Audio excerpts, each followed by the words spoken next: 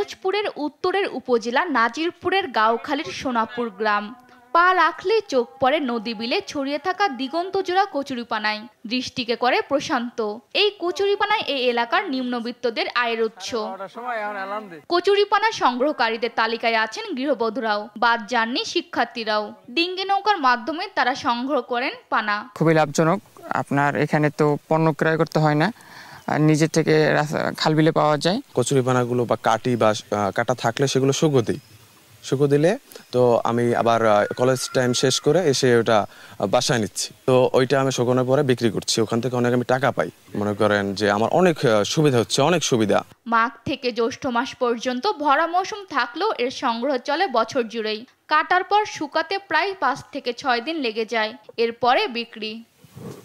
1 KG শুকনো মাল পেতে সংগ্রহ করতে হয় প্রায় 2.5 কেজি কচুরিপানা। প্রতি কেজি শুকনো কচুরিপানা বিক্রি হয় 50 টাকা দরে। মাসে প্রায় 10 টন কচুরিপানা কেনা বেচা হয় এখানে।